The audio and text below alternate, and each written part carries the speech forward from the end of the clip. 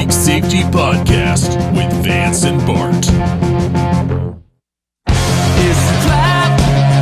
There's no comfort fitting in a fake safety that no one believes in.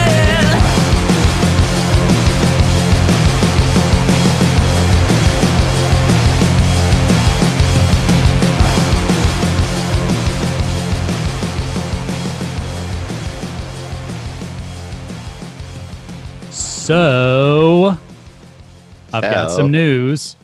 So, a needle pulling thread. I've got some news. Right. I don't know if you have been checking your electronic mail or the World Wide Web, but PorkFest is sold out for the first time. Sold out. This is huge. It's big. It's big. And you know, for those of you listening, know that we're obviously going to be there. And a lot of you probably already have tickets, so I'm not going to say I'm sorry, you guys. But for those of you who don't, hit us up. Maybe we can figure something out. But this is exciting. First time ever, I believe, that they've ever sold out. Yeah. This is kind of like the winds of change, I feel like, are about. We were talking just before the podcast, for those of you who subscribe to all of our weird premium Patreon, whatever. I don't know how any of that works.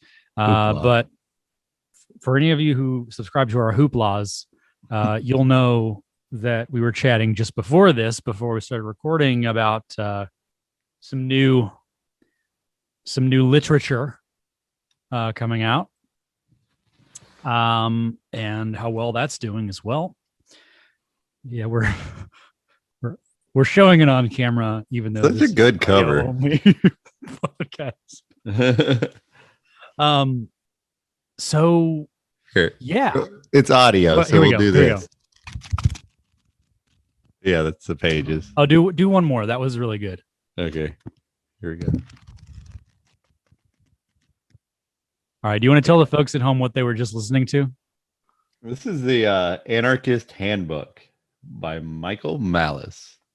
It's not the audiobook version. It's just him flipping through the pages. Right. But, was it number 5, Johnny 5? So he would have more input. He would have got that already.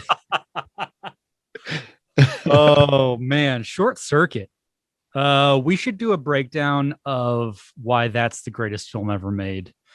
You guys remember to go vote on the topics, because I'm going to be putting that one in there soon. So sold out. PorkFest sold out. That is awesome in so many ways. Like, books are coming out, things are happening. Like, I hate to be in this place where we're just kind of like this self-congratulatory check-in, but it seems like folks are turning toward the right ideas. Like, do you get that sense as well? Yeah, I think there is just a kind of wave of people. It's with the blue wave, right? Yeah, what color is our wave? Because we are all about color. I don't see color. No, I do. That's my dad's colorblind, but I'm not. That's unfortunate. Yeah. Yeah, it really feels good. And some days I wake up and I'm like, what am I doing? This is the biggest, strongest, most powerful government ever to exist and on Earth. We've all seen the aliens. Yeah, I was about to say, for anyone who's seen Star Wars, that was a long time ago. So yeah, we've seen worse, but it was a long time ago, and it wasn't even here because it was in a galaxy far away. That's right. But Star Wars is what it is, huh? I'll have to watch that. Yeah, it's it just came out. Nice. The audiobook's not out yet, but I've got some pages here that I can let you listen to. Well, I'm excited. I believe you're excited. I turned down a really, really good job opportunity because they were not going to be able to let me go to PorkFest. I would have had to work through those days. And I said, no, thank you. I would rather collect unemployment from the government. You're like, I make more on the dole. No, yeah, just keep doing what I'm doing. And this is big, and I want to be a part of it. I want our show to be a part of it. I want to make this happen. This liberty movement in the Libertarian Party is different. It feels good. Unfortunately, I wasn't part of the Ron Paul the first time. Sean Hannity he convinced me to never even listen to what Ron Paul said, so I never really I just knew what he looked like, but I never heard anything that he said. You got Hannitized. Yeah. But then the second time, I was a little hip to old Hannity then. But this feels better than that because this feels like we don't have to win an election for it to keep going. Because this feels like it's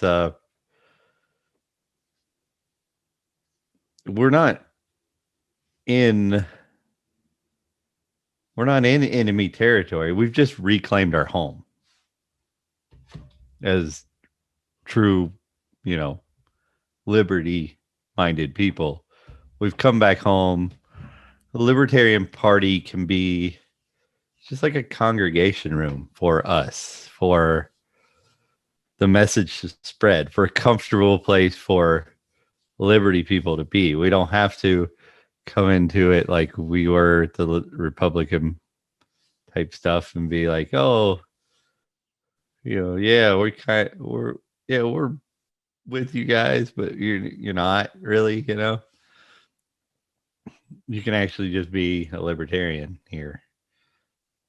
So it's just, it needed to happen. I feel like, all the hardcore libertarians have been, we've been focused on that for too long. I think I think we were talking about this earlier. The fact that I was a Republican isn't because of Republican ideas. Unfortunately, one of the things that happens when we infiltrate the Republican Party, which I don't think was a bad strategy for the time, but I think it's over. I think those days are over. Strategy has to, you don't, you don't just attack the gates and just keep attacking the gates. You have to move your men around the battlefield, right? Right. But now that people have been introduced to the idea of economics through libertarians infiltrating the Republican Party or whatever, now it's time to show them, we've already made real libertarians. The people have, it's time for them to have a place to go. And let's stop watering down our message. I mean, we have a tyrannical government. I mean, it's totalitarian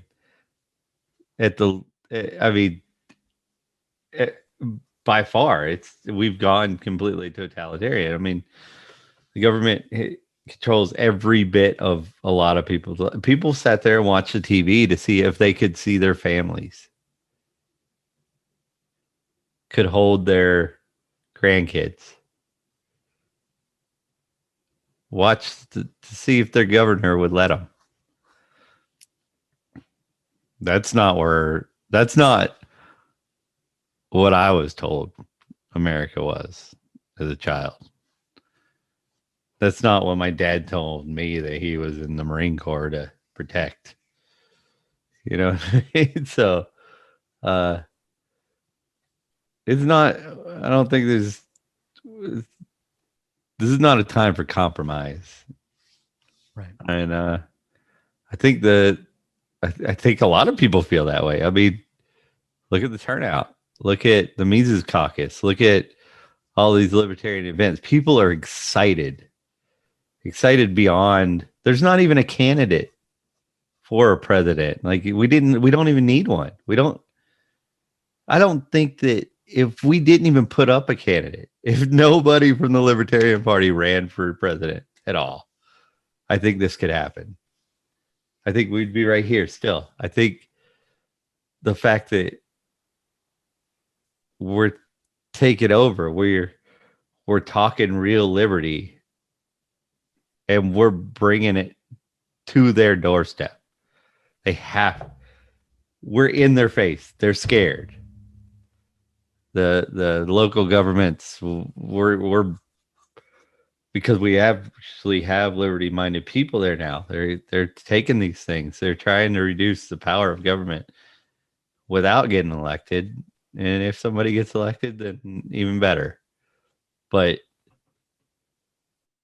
it's not about getting elected. It's about, as we bring these ideas and try to rein in this power that people have been stomping on people for so long, they'll see this group of people that are passionate and excited and willing to fight, not rolling over and acting like victims all the time, and standing up to the most powerful government to ever exist and saying, we're here and we're not going to put up with it anymore. And it's not watered down. And I think it's going to be like Joe Dirt running, or not Joe Dirt. Who was it? What's the other? Forrest Gump. Yeah, it'd be like that. All the people running behind us, whatever. Growing beards and shit. That turned around and ran back. Didn't he have a hat that was pretty similar to a MAGA hat? I think he did. During that whole beard time, right? Yeah. The trucker, maybe Just Smile, or I don't remember what it was. But yeah. Either way, yeah. Sorry. I think it's big. I feel it. Everybody I talk to about liberty, who's on the side of liberty. I met a guy at work today, a helper, a young man in college, who said he'd seen my shirt because I print like Rothbard on all my work shirts because we have to wear fluorescent like safety colors or whatever. But I'm not repping their company, so I put like Rothbard shit like that on my shirts, right? He was asking me who that was, and then he went home and looked it up. He's like, "Hey, my girlfriend's a libertarian." I was like, "What the? That's cool, like a female that's a libertarian. That's neat." I also like that he's like saying it as if you guys are both Greek or something. He's like, "Oh, you guys know each other? She's also a libertarian." Oh yeah, she's like one of the 4 libertarian women that exist. Yeah. Did he speak much on his position around that? Had one? I don't think he's ever really thought about it, but like you could tell that his girlfriend he was really early in the thought. I mean, which I mean, there's a lot of fucking layers. It takes you a long time to get, but he was receptive. His girlfriend was definitely talking to him about it. But, I spoke to him about Rothbard and Anatomy of the State. In fact, I'm bringing him a copy of Anatomy of the State tomorrow to work. I keep a bunch of those because I like to pass those out. Because that one did it for me. I mean, I was a small government Republican, and at the end of that 100 and whatever pages, I was an anarchist. Yeah, we have some mutual friends I know that are probably what we would call, I guess, minarchists. Yeah. And I think there's a bit of a light switch that can sometimes happen when you get like the right material and you go, oh, wow. Mm-hmm. We just need to burn it all down, huh? Yeah. Something about being consistent. And just knowing that if you leave that seed, it will grow into a tree. Let's just go ahead and get rid of that seed.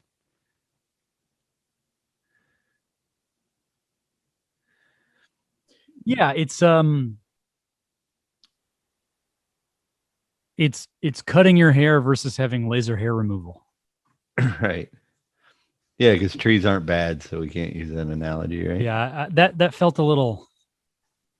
My hair's not bad either, especially for bald folks who are like, I want some hair. But hair can be dangerous in its own way. Ingrown hairs, Yeah. not a fan.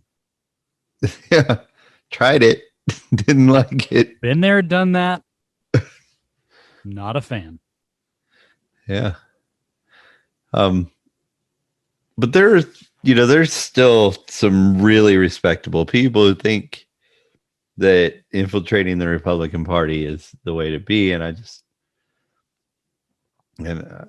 I don't think they're correct about that. And if that's the place they need to be for their liberty movement, by all means, I think that's a great idea. If that's where you feel that you can do the best moves for liberty, then let's do it. I'll back you 100%. But I think that this is bringing all those people who were there were libertarians, good ones, who just were checked out. They're just like, fuck, I'm going to buy as much land as I can and just surround myself with other libertarians because it's all I have. And we're just going to hang out in this little town. But now it's different. Now we're not alone anymore. We're not checked out of society. We're being heard. And there's a lot more of us than we thought, because look at the book, The Anarchist Handbook. It's not like people who haven't been introduced to the idea of anarchy are just going and buying it because it seems interesting. Because nothing about the cover, I mean, you can hear. Yeah. Sounds you so can good. hear how dangerous that cover sounds. Right? I mean, it looks like that's Michael Malice for you. He's gonna make it look as scary as possible, and then it's just gonna be all white pill happiness and anarchy in it, but most of the people who bought this are anarchists already, right? And this morning it was like the 26th on the best seller list. That's let me play devil's advocate a bit, and I want to rain on my own parade here. Okay. So what percentage of folks do you think are reading that to kind of hate read it, or like something between curiosity or hatred, or like, you know what I mean? I think next to nobody, because my experience in the right and the left, people who are really into that, one side or the other, Republican or Democrat, right? Yep. They have no idea what the hell that is. It's a completely foreign language to them. Anarcho-capitalism, whatever. They don't know what I'm talking about. So they don't even know to hate us yet. We haven't made the big enough ripple. Yeah, we're not quite controversial yet, because that would mean that a lot of people are talking about something we've done, good or bad. Yeah, because our good ideas, when we bring truth to a conversation on Facebook or on any social media, we get outed, just erased, gone. So they don't have to argue with us, because we're fighting the real bad guy, and they make sure to shut us up right away. So those people on the right or the left, they don't know how to argue with an ANCAP. They don't have to do it. We get shut up. Which, when it comes down to a face-to-face debate, is really good for us, because we know exactly where they stand. And they have no idea what the fuck we're talking about. Have you had a different experience? I mean, on a particular subject, you've had people argue with you, right? Yeah, honestly, I feel like I have had that experience, because, and I will say, they're not as vitriolic and hateful as like the right is to the left and the left is to the right, but it's more a tactical hatred of like, you're tearing apart our system, and you're, killing our votes, and you're, doing this, right? Like, because let's go back to the 2020 election, right? So You remind me who was running. I'd have to look it up. Hmm. But there were two old white guys running for president. One of them was senile. One of them was crazy. I forget which was which. I assume both were both. Mm-hmm. And then there were a few other folks on the ballot. And I don't know that the other folks on the ballot were the best of the best, but I was talking a bit more in theory to some folks around,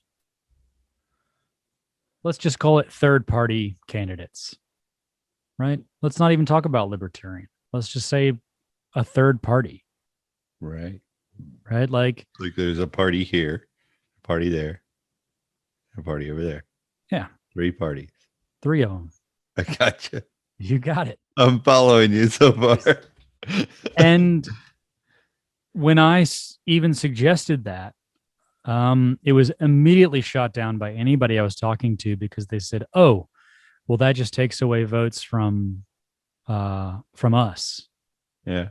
And what's weird is that's an interchangeable response, regardless of which party I'm talking to. Right. And thirdly, though, I don't want to be let's pretend that they're actual parties. Party at this house, party at that. I chose to go to that party. It doesn't mean that if I didn't go to that party that I was going to go to one of those.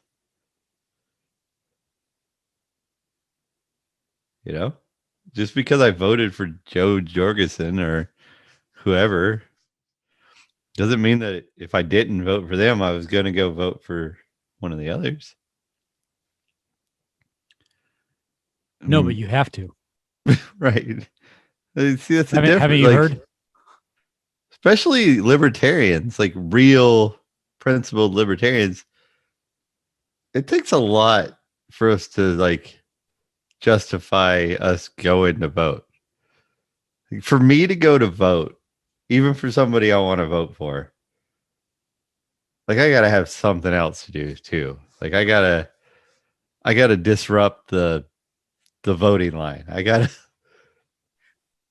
fuck up the system. Like I'm not just say I want to go vote for somebody, but I don't have anything else. I probably won't go because voting's dumb. But showing how dumb it is fun to me.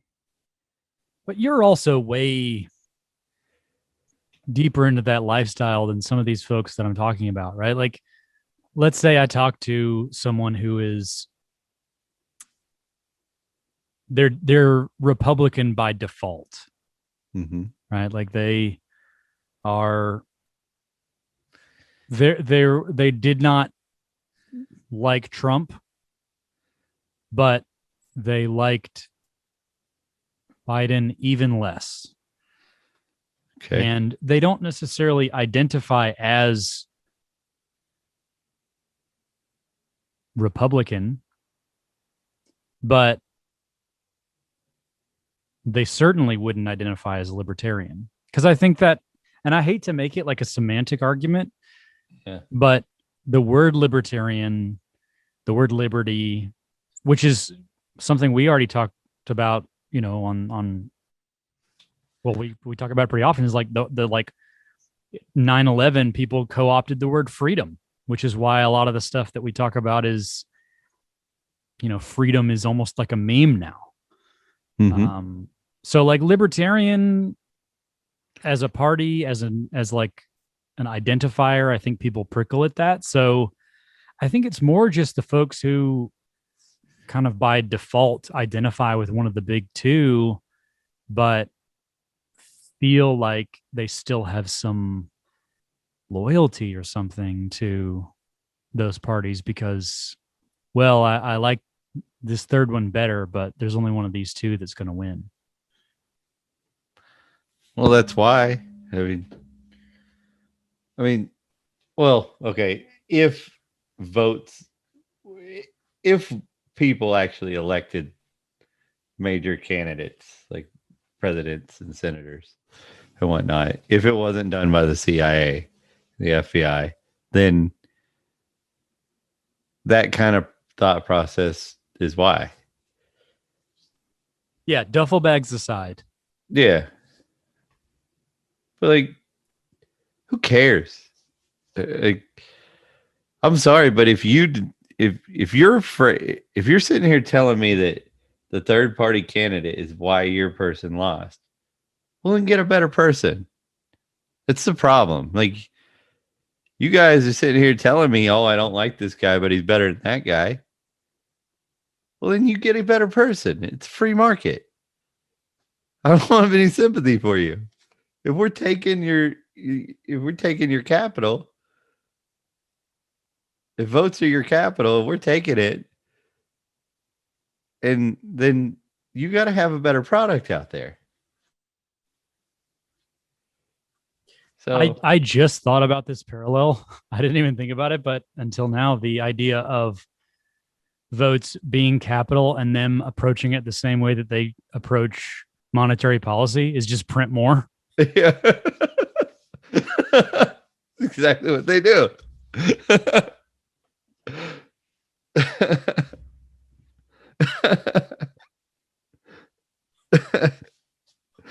They're just like, ballads, you know, just coming out.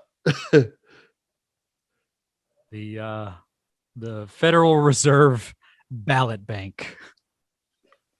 That's right. Just vans will take it out of here by the truckload.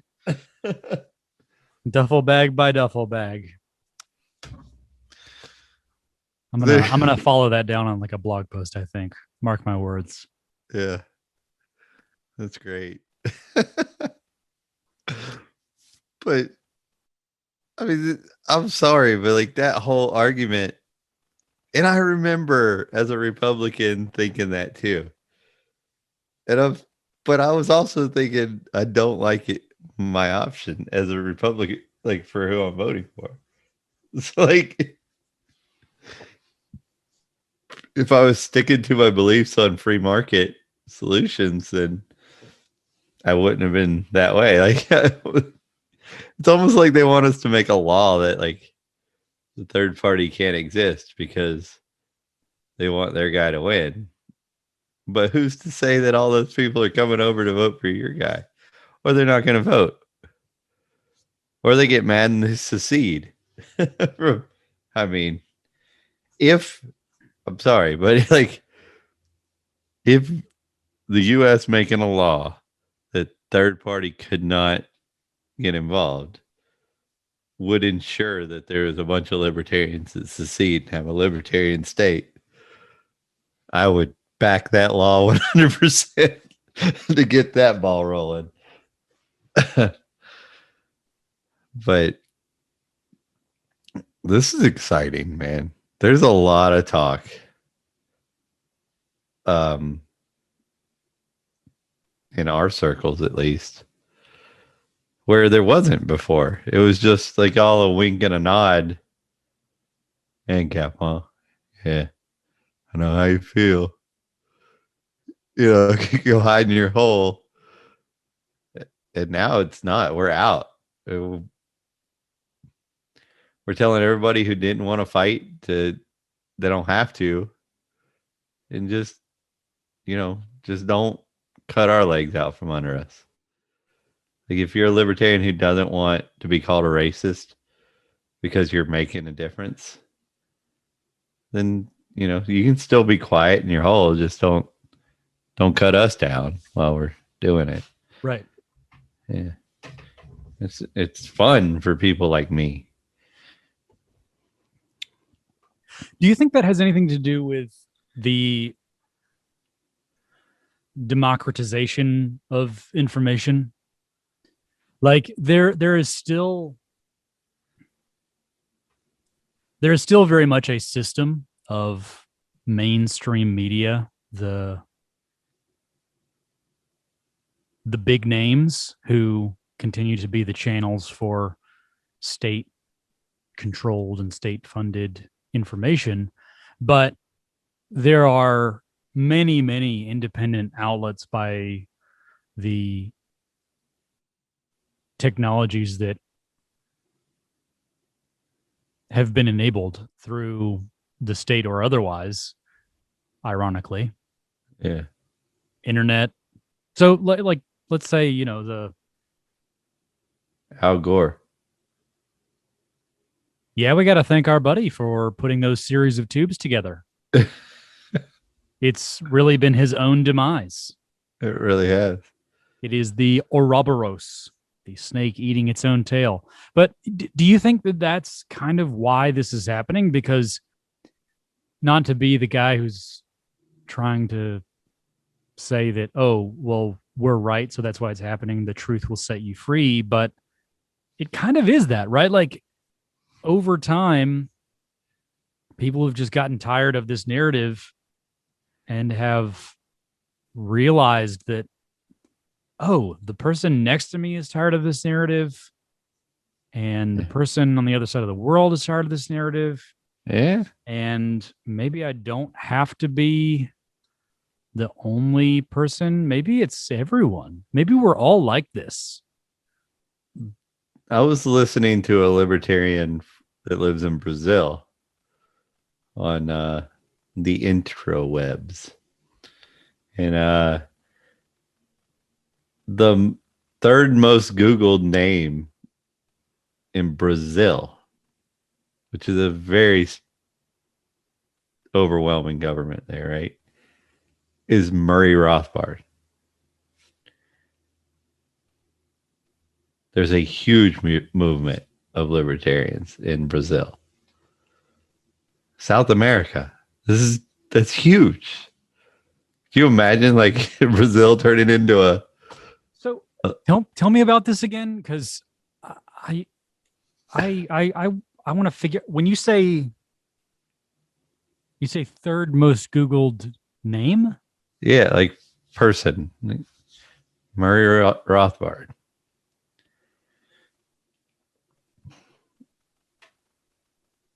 It's huge. There's a huge movement of libertarians That in seems Brazil right now. That seems insane. It's awesome. Like, and I know that I even said just a few minutes ago that like this wave is happening, but I still find that pretty wild. Yeah, and it happened there before it happened here. You know, this has been going on for a while, according to this. I listened to this person, and a couple other people who are there, professors, people do typically fake names because you don't want to get in trouble there, right? Sure. But I'm sure people who listen to Tom Wood's show know at least one of them I'm talking about. And he's been talking about that, how, Roth anatomy of the state is just like people have it. Most people, you go to their house, it's part of their book collection. It's a thin little book, but I mean, it's huge. Like my parents, I gave that to my parent. Like most people don't know what that book is here, the U.S. And he did seminars and classes in Alabama, very close to where I'm at, Georgia, or the Mises Institute in Auburn. And most people I talk to here don't know who he is. So it's huge, man. And we have tons of people here who know who he is that we just never talked. I was walking around Target the other day with it was early in the morning. I guess it was a little while back, but it was cool enough. I had a hoodie on. And I have a hoodie that I put the big enemy of the state, Murray Rothbard's face on the back of it. And some guy walked up to me, short guy, beard, a little awkward, just the way he interacted with people, like most libertarians, right? Yeah, I feel called out. Yeah, and he just tapped me on the shoulder. He said, "I really like your hoodie," and then he kind of just split from me and walked down the aisle. And took me a second to realize what hoodie I was wearing, but I mean, that just didn't happen before. It's nice. We're not the most social creatures. Yeah. That's why some of these gatherings, like a Pork Fest, or kind of what we're talking about, this digital equivalent where we're all trying to find each other, I think it will slowly become a bit less of an average, right? Like there is this kind of prototypical awkwardness, and some of it's because that's the type of person who finds their way into this. But I think it will become more mainstream and it will become less typical. Like there will be people who you wouldn't usually peg as that. And I think that's happening already. But I think that's the direction we're headed in, because people are sick of what they're dealing with. And instead of years ago when they just had to rub some dirt in it and just deal with the fact that they were sick of it, they just start Googling. There has to be an answer out there. Yeah. I mean, it's bad in America. It's bad in a lot of places. It's a lot worse in a lot of other places. But what our so-called rulers have done to us during this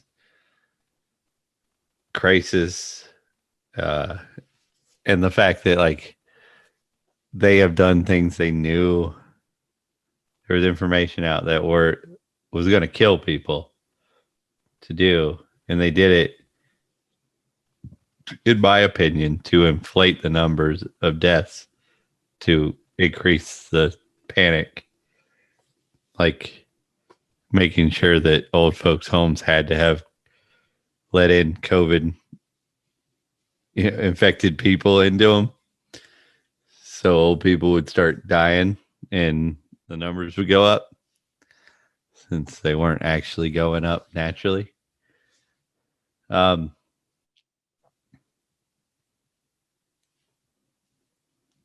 I think this is. Some people may say it wasn't on purpose or whatever, and your opinion is your opinion.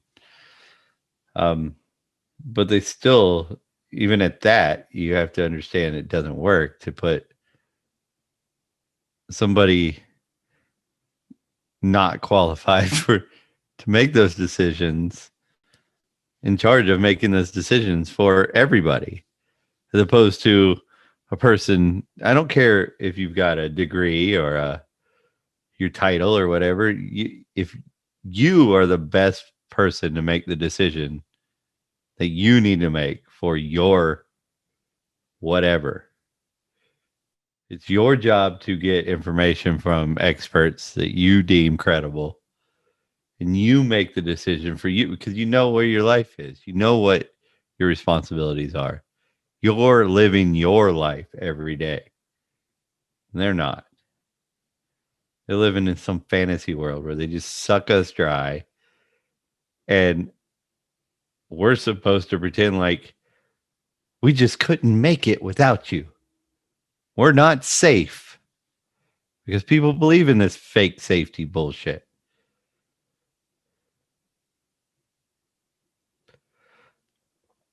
But a lot of us don't. And we're actually making a little bit of noise now with this Mises Caucus and the Unity, the Unity Coalition or whatever that's come out of it to try to mend some of the chaos that's happened. I like the Unity movement too, because I like what the guys that I was listening. Where the fuck was he on? Maybe it was on Lions Liberty, but he said, I'm not here to mend. This wasn't designed to mend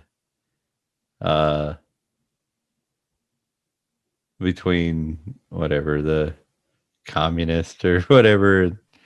I don't know, just like the milquetoast type libertarian. He's like, no, I just wanted to make sure that all the people who are ready to fight could, even if they're not in the Mises Caucus, could find a way to get together and talk and collaborate and fight, because it's time to fight.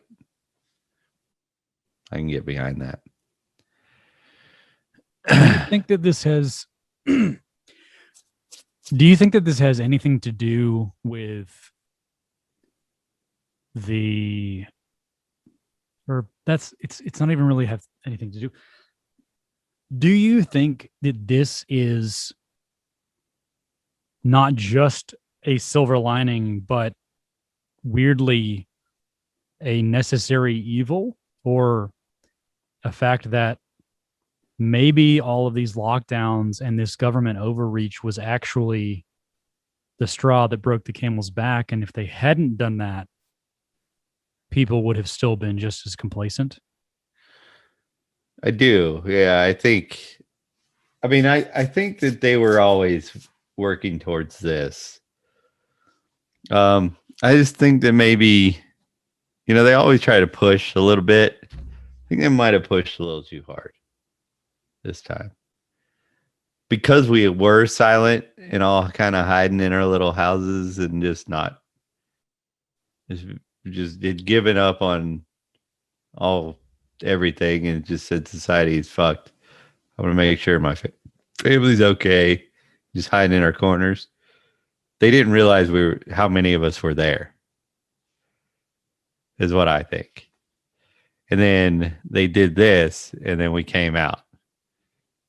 And then when we came out, we made a lot of sense. And they didn't make any fucking sense because they were lying. And people were like, well, shit. These guys make sense, and they don't. So then our numbers even grew from there. So I think it fucked up. Yeah. Wuhan. I mean, take an article from anybody on network television or any of your major magazines from last year when they describe somebody who thinks that the lab in Wuhan was where it originated. Kooks, crazies, nuts, whatever, right? Today, they have to admit that it seems like that's where it came from. Everybody's having to eat their words because so many intellectuals, there was a small group of them that were really brave and they kept being brave, and then some other ones felt guilty and was like, oh, well, all right, I got to stand up and say, you can't demonize these people. They're right. And then it got bigger, you know what I mean? And now they're like, the news networks have to say, oh shit, like there's too many people we're looking stupid. We have to admit that but they don't admit they were wrong. They just try to forget. They hope we forget that they were saying that shit just a year ago. But it's so, that's what I'm saying. Like the size of the overreach means that it's that much harder to cover up, right? Like Right. If you think about, what was it? So like, did you see the new Borat movie? No. Sorry. So I forget exactly what it was, but there was some segment in that new Borat movie where he's talking about like the Wuhan flu, and it's very much like a pretty standard like left-leaning talk track around making fun of people who would even associate things with Wuhan. And that was widely accepted in popular culture, wide media. Like that's not I guess what I'm trying to say is that's not a blog that people can strategically delete, or like a CNN, Fox News, whatever post that they can just bury. Because of the overreach, it filtered into, and there's evidentiary support for it happening throughout other forms of media. So if you want to get rid of all of the signs that was happening, you would have to do a blackout of everything. And they did greedy. change there was a couple articles that were changed, like their backlog articles in there's, I want to say it was the Times, but I don't remember. They were reading them on one of the shows I was listening to, but because somebody had the old version, Oh and yeah, they there are stuck and, archives. changed them. Yeah. You think you're the only ones who have the archive, and you think that you've made sure to scrape it from, the big ones. Yeah. But they're out there. So Um, yeah, it's been a blessing. It's been a horrible blessing. It's the toll that it's taken on our children. It just it makes me sick Yeah. to think how many kids have taken their own lives. They're kids going through puberty.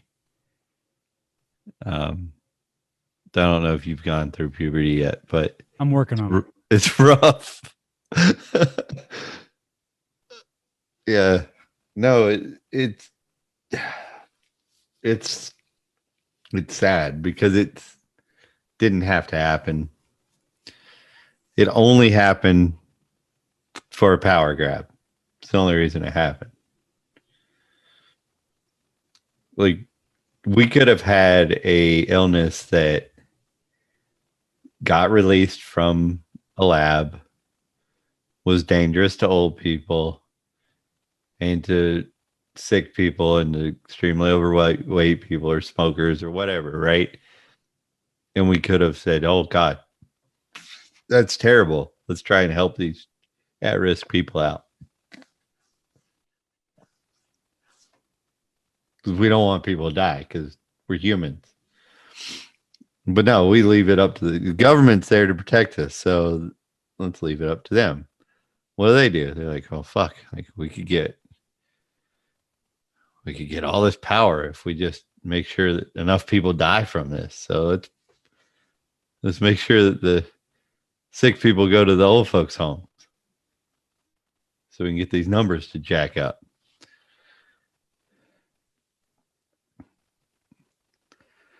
And we I just, it's stranger than fiction because when I hear that, even knowing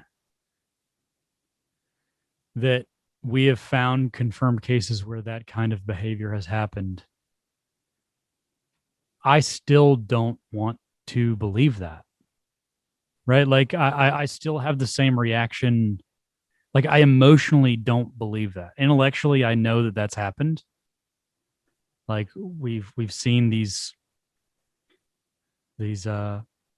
numbers come out and these sources come out and there's all this and it's like, oh, this is actually confirmed and this is, but it still feels almost like a conspiracy theory.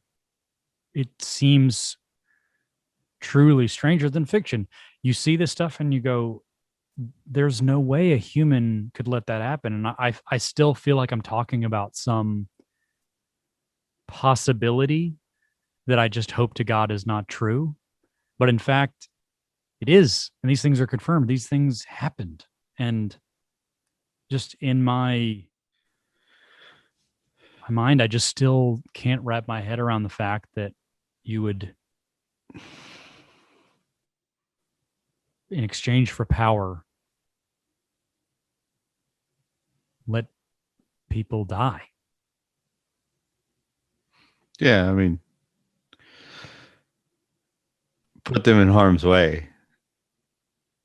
Just so Well, that's the justification, right? Like they might have died, but for that guy to sleep at night, he says, well, I didn't kill them. I just put them in harm's way. And he didn't even think that he put them in harm's way. He said, well, they can figure it out. I don't know. It just seems dark. I mean, it is. But, we look at, they're all the same. So like leaders type people that sociopaths, right? They're all the same. They just there's levels that they'll go to that are sometimes less than others, but it's bad. It's Pol Pot. Look at that. It's just disgusting, right?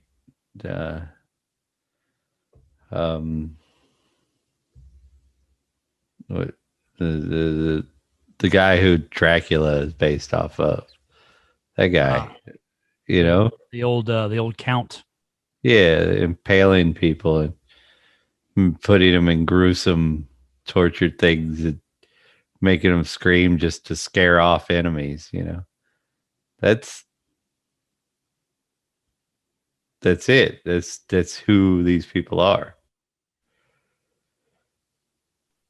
We were joking about Jeffrey Epstein last episode, and that shit, that's, you have to joke about it because it's that bad.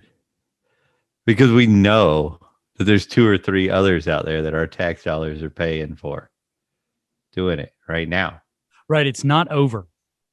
Right. It's not, we didn't get our guy. Yeah. It's not Epstein, but it's still another CIA agent that's having, you know, providing underage women for powerful old men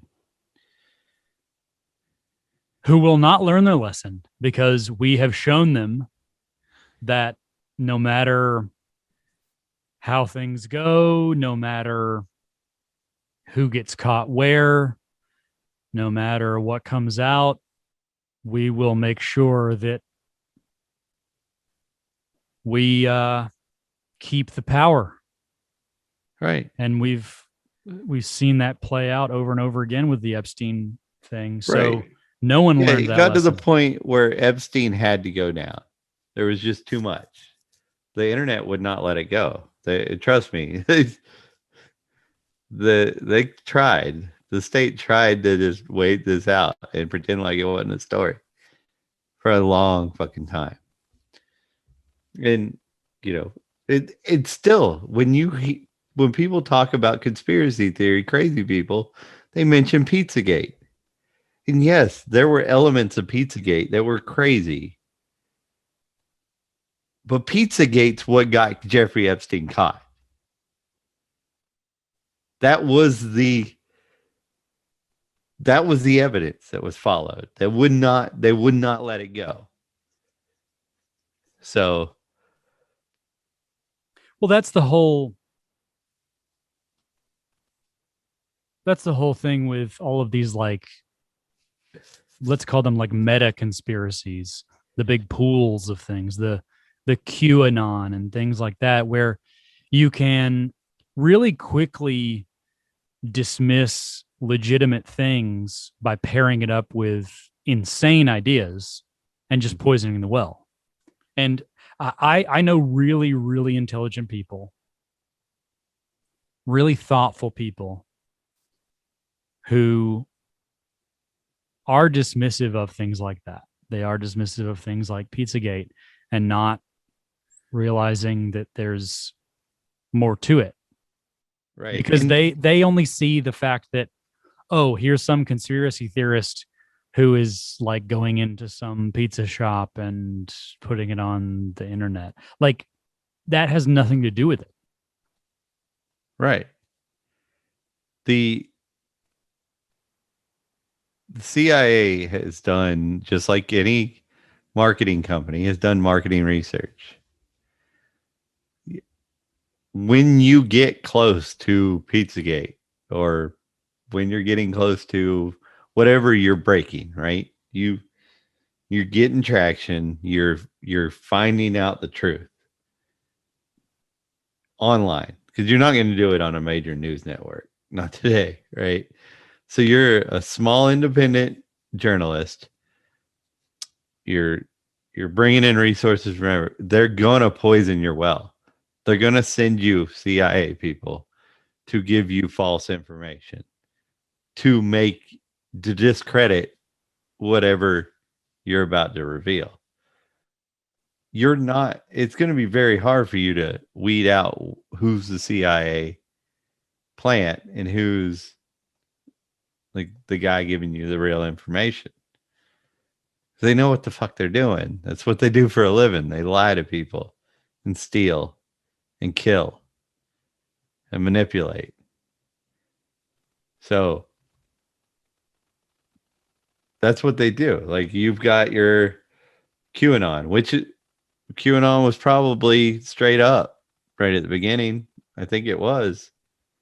but then, you know, the plants, and then the people who get hooked on some of the crazy plants, and then they go crazy themselves, right? And then you've got these things that happen to them that feed, you know, like some crazy thought that's been planted by the CIA. They're kind of believing, and then, you know, an election gets stolen, and then they're like, well, fuck, man, like it's like a confirming thing. So they go down that dark rabbit hole because it's all psychology. That's what the CIA is doing to them. And so you can't sit here and go, when somebody breaks something like Jeffrey Epstein, right? Well, you can't fucking say, like, because the pizza parlor part was wrong, that you're crazy. Like, he just broke this huge fucking story, and he had a little piece of it wrong, right? And A little piece of it. he's wrong. He's not. It was what's that guy's name, by the way? He's like a right-wing independent journalist. I don't know. He did a good documentary after that, just showing other people that got done like he did. On the left and the right, independent journalists who were breaking stories that the establishment didn't want and got attacked in the same way. It was pretty good. I don't know that I saw that one. Yeah, it was you had to pay for it. Like, it wasn't on. What are you trying to say? You're like, oh, you would have never seen that. That requires money. That's right. But, like, you know, when you have to pay for something like that from an independent website, it's kind of hard to, unless you're in the right place at the right time, you never hear that it existed, you know? So, but I'll try to, I have it in my archive. I can send it to you. It was good. So, the Times hasn't deleted it. Well, not off of my computer, but I'm sure they'll get to it, right? But, so any white pill good stories that any of you guys listening want to email to us about, you know, anything with the Liberty Movement? Meeting somebody out of the blue in a weird place, that another libertarian you would have never thought, or whatever. I think it'd be good to get some of these white pill type stories out there, just to reinforce that we're not alone. You know, we also don't have a secret handshake. We don't. If we're bad with women and awkward, that's yeah. It's about as close as we come to the secret handshake. Right. So hope to see you nerds at Pork Fest. In the meantime, I'm sorry about what happened with you last night, but there are plenty of other fish in the sea. It's a trap. There's no comfort fitting in a fake safety to